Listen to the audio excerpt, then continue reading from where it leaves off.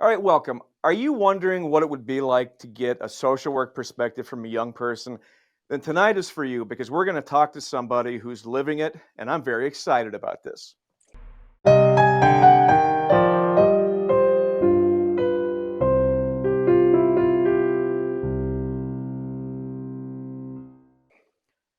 Hi, it's Eric Nance. Welcome to Dark Side of Therapy, the show where we help new clinicians navigate the field, avoid burnout, and try to have the best career experience possible.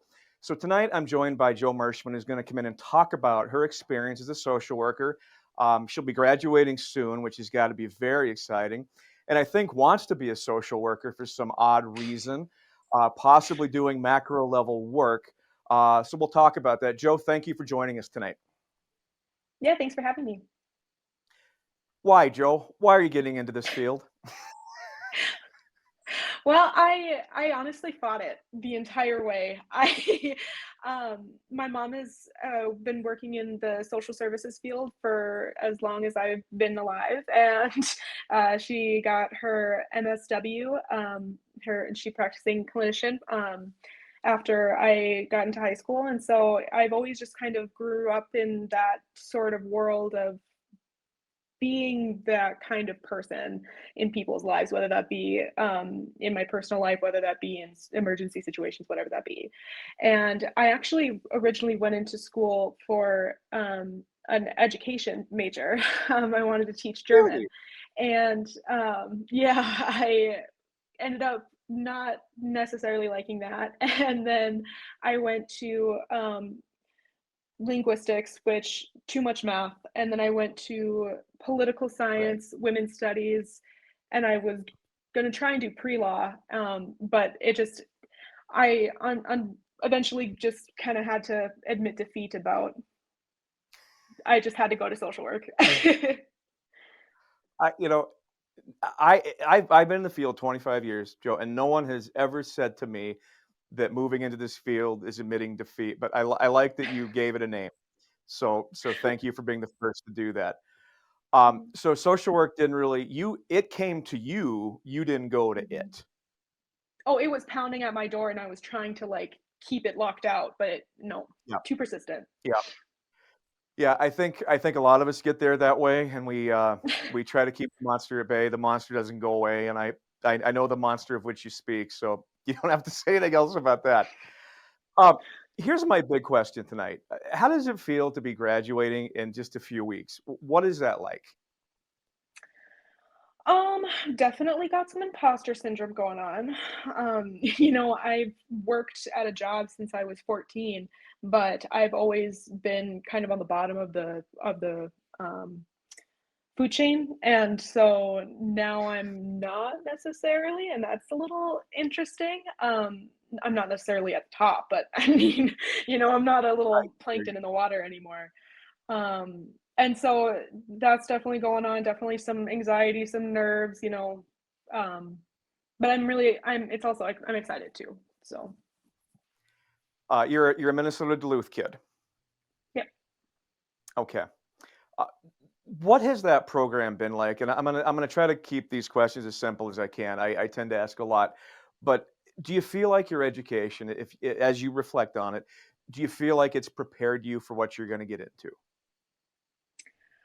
I feel like it has. I mean, I am not 100% sure if my level of um perceived preparedness comes necessarily all from my education, or whether that comes from outside work as well. I read a lot of uh, books, I listen to a lot of podcasts, and I am able to get a lot of different perspectives that way, and um, really being able to kind of just broaden horizons. So I don't know if necessarily that was all from my education portion of it, but it definitely helped a lot. If you could name one thing, and this is kind of early to ask this, but that was missing from your program that you Mhm. wish would have been there, uh, figuring you're going to graduate soon, what's the one thing you wish would have been in your program? Number one, the answer is macro work. I feel like we kind of touched on it a little bit, but it was never really a huge Minnesota-Duluth, while is a fantastic program, I really think that they concentrate more on, um, we are producing social workers that are going into a case manager role or going on to become clinicians, and they don't really talk about anything outside of those roles. And so, while those Wow. are great, positions and are really needed, and a lot of people go into those positions, those aren't the only social worker positions out there. So, I kind of had to do a lot of extra work to try and figure out where I wanted to go and where I fit in with all of that.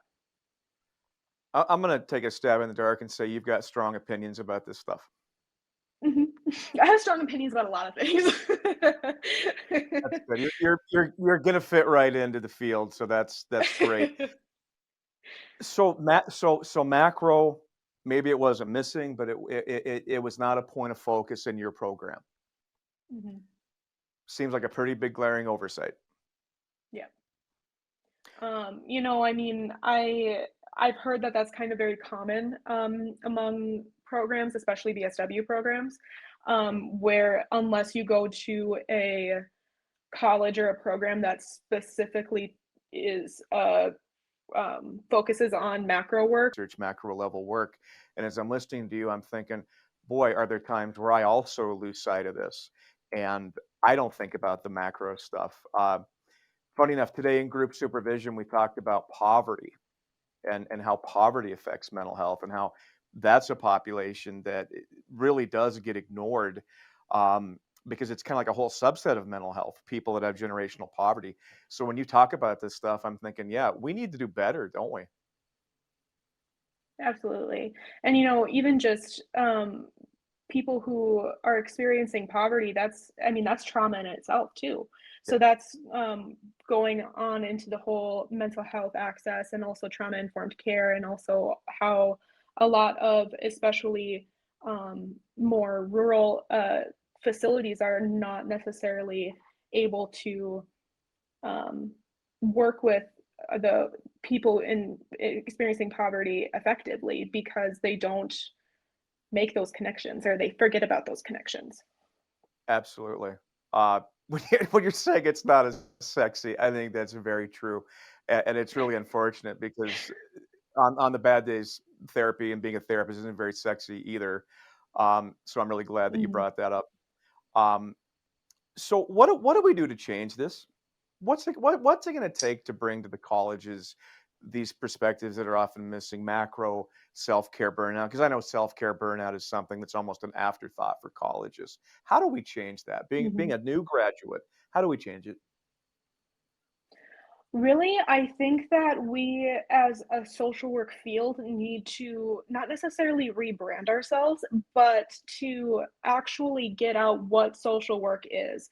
I had a discussion with a few social workers, um, personal friends of mine, and we were talking about, why is it that more people don't understand what social work is and they just think, oh, they're, bleeding hearts who are trying to save every single person and don't care about logic and all of that stuff. And like a lot of the reason why people are deterred from social work who want to be on that macro scale, who want to do those big things, that's what they think social work is, and it's not, and so once I think we as a profession are able to say, hey, we got a lot of logic on our side. Yeah, It's a lot of gray area, but it's a lot of it's just a lot of human work, I think that we would get a lot more people who are maybe going into psychology, maybe going into political science, maybe going into pre-law or things like that, and having those people who are wanting to do work on a bigger stage going into that social work training and doing more work on a higher scale with that.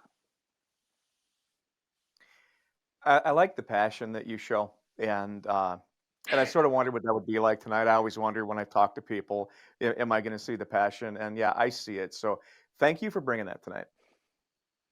Mhm. Absolutely. Joe, I wanna ask about your peers, or your Mhm. college peers. What are some of the attitudes and notions that they have about going into the field? What have you picked up from, I guess it's a cohort, right? A class cohort, whatever. What have you picked up thematically from them? Um, most people either have no idea what they want to do or who they want, what populations they want to focus on, and are just kind of here to uh, be, you know, change makers. And then there's also this other group who are, they have a goal, they want to be a therapist, and this is on their road to get to that goal, and they are not planning on going into the field as a BSW. They're planning on going straight through to MSW and going straight through to become a therapist. And so that's kind Wow. of the attitudes of yeah, that's kind of the attitudes that I get. I'm gonna ask you a strange question. Are they as worried as they need to be? I think that's kind of a double-edged question too, or a Uh-huh. double-edged sort of a question because, you Absolutely. know, like a lot of college graduates going into the field or going on to education, they think that they're going to make a mistake. They think that there's, you know, they're not ready and there's not, you know, stuff like that. Um, and then there's the other part of it where, or on the same side, it's where, you know, they don't realize how much skill they actually have gained. They just need the confidence to go along with it. And then it's Mm, the other side of, okay, well, not everyone fits into the boxes that, you know, were in case studies at school where, you know, somebody is not just this, and this. They also have influences of their own personal lives, the way or lives, the way they were raised, you know, what they were raised with, who they want to be, if they even know, you know, things like that. right. That I think that a lot of us, in terms of newly graduating people entering the field, are going to encounter. That's going to be definitely a much needed lesson to learn that not a lot of us have learned yet, including myself mostly. Well, at least you admit it. So Yeah, I asked, yeah. yeah, I think that's awesome. I asked my supervision group at one point. It's probably a dumb question. I said, "Well, why don't colleges tell them what they're really going to get into?" Somebody said, "Well, Eric, if they told us that, we wouldn't get into the field." I said, "Yeah, that's probably accurate." Um, and yet, Joe, burnout is such a huge issue, and I know you know Mhm, this, um, but I think it is ignored. And I work with people right now who I think do not want to be in the field, but they're not going to give up because they are committed. They have student loan debt, and they're just going to push themselves through. Uh, what do you say to a person, a young person, just got their master's degree, 1 year into the field, hates it? Joe, what do you say to that person? well, that's kind of, the whole dilemma of, well, if I put this much time into it, then I might as well stick with it. Well, it doesn't matter how much time you put into it. If you still hate it, you're gonna hate it in 20 years, whether or not, you know. Um, Yeah, and so it's kind of more along the lines of, you know, yeah, that was money. Yeah, that was time, that was energy, that was, you know, um, a lot of resources that you gave away for that degree and to be into this field. But at the same time, you have X amount more life and money and time and resources to spend. Are you wanting to still spend it on something that you hate, or are you wanting to go and find something that's better for yourself, you know? that is a great answer. I might steal that from you because I've wanted to say these things, but I always feel like, you don't want to shatter somebody's dreams at the same time. I agree. If you don't like what you're doing, and I think it's okay to find out you don't like what you're doing. I think that's okay. I just think it's very hard for a lot of people Mhm. to say, "Yeah, I don't like this," because again, we like to push through things, and I think, younger clinicians especially say, "I'm going to push through this no matter what." And that's where I really want to focus and say, no, don't do this to yourself, because you're going to be miserable. Your clients are going to be miserable. You just can't suppress this stuff forever. Um, so yeah, Mhm. I like what you said. I wish every graduate could hear that, because I think what you just said is important. Mhm. Yeah, well, So and I mean, if you wanna steal that, go ahead and steal thank it. and if I write a book someday, I will give you part of the residuals. How does that sound? I appreciate that. So you see yourself doing research someday. Yeah, probably something along those lines. I was like I told you, I was going to go into political science, and then I was going to do pre-law and things like that. So I've always really wanted to be on the larger side, larger scale of things. Because I have been told that I'm really good at making connections and looking at very specific aspects of an issue and then connecting that to the broader issue, and also vice versa, and going broad and going shallow.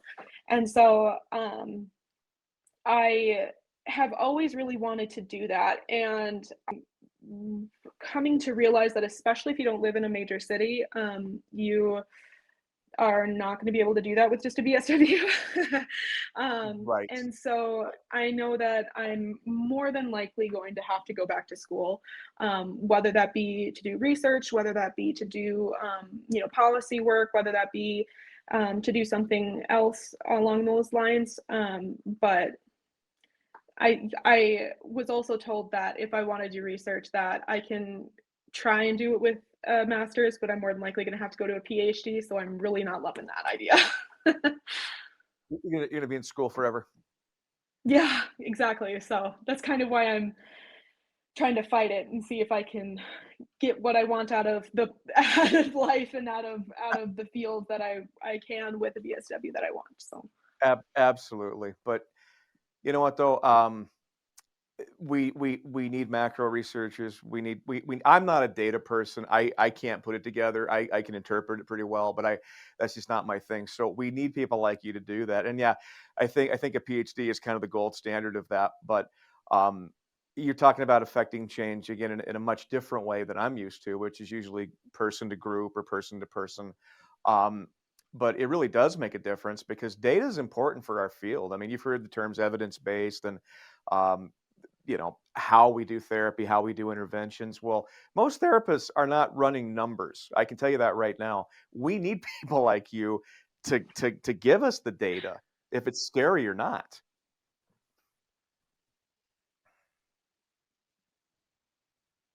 And hopefully you're still with me. Um, and the other thing that we need, you're kind of freezing up on me now. You're especially frozen. when it, okay, sorry, John. Okay, did I lose her? I you're back. You froze up for a little Okay, while When though. you said hopefully she's still with us, I think you should repeat that question. okay. Now I forgot my last question was. We had the research, we had the macro, that we need people doing the research. I think all that recorded though, John, didn't it? Yeah, everything's recorded. Okay, then I think we're totally fine then. Um, so I want to split off into kind of the final question tonight, um, which is if you get into the field and you're already in the field, Joe, and you decide, you know what, it really isn't for me. What else do you see yourself doing? I mean, 5, 10 years from now, what else do you see as really being appealing to you? I know you have to guess at this a little bit. Yeah. Well, I it's funny because I was sort of having a little bit of this dilemma in my head recently, in terms of, just all of the things that come with starting new jobs and having new experiences, and, oh, is this really for me, and things like that. And I was really trying to think, and I don't know really what I would do in terms of, um, career that doesn't involve social work, just simply because it's become so ingrained in my thinking, and it's become such my default, and that's absolutely the lens that I think through. And so whether or not I do continue within the field, I don't think I would ever not do social work, even if it's not necessarily my job description, because that's just the way my mind works. And it kind of has for a long time, but it's been so much more refined, so much more um detailed and sharpened by my education, by my training, and by my internship and things, that it's become like my actual eye is the social work lens. That's how I see the world. Even if I were to work in an office setting where maybe I'm a front desk worker, I wouldn't be able to take off that, social work lens and operate in a different capacity. Um I don't think I ever could. I don't know. It sounds like they're not going to pull it out of you no matter what. You're going to do something No. to help people. They And brainwashed me. Yeah. yeah, it happens to the best of us, Joe. I haven't recovered, and I can't find a way out either. But um, the best advice I ever heard from anybody in this field is that everything's a transition, and on your bad days, it's like a trap door. It's going to give way, and you're going to hit a totally different day the next day. And the one thing about our field is it's never the same. Every day is so different. And if I could tell young people one thing, it would be it's going to be different every single day. And very few fields, I think, are like ours, where it's so different depending on the day. And maybe that's the real gift of the field. I'm not sure. But I'm really glad you're in the field. And I hope enough young people There we watch go. this to get a good example of You somebody. froze for a long time. Sorry. No, it's okay. Some stuff's happening tonight. But Joe, I want to say you are a credit to the field. And again, I hope a lot of young people watch this because you're a good example of what it should look like. And the passion comes through. And you mentioned imposter syndrome, which, yeah, really the idea that do we really know what we're doing or are we faking our way through it, right? Mhm. And I think the reality with that is none of us is as competent as we want to be, and I think it's okay because we're always growing. And so as you move into the field, I Mhm. know you're going to keep growing. And again, I see you as being a great contributor. And so thank you so much for coming on tonight. And you're very blunt and Yeah. candid, and that means the world to me. I want it straight up, and you gave it straight up. And so thank you very, very much. Yeah, absolutely. Thanks for having me. You are welcome. This is Eric Nance signing off for the Dark Side of Therapy. If you like this video, please hit like, and as always, please subscribe. Thank you so much.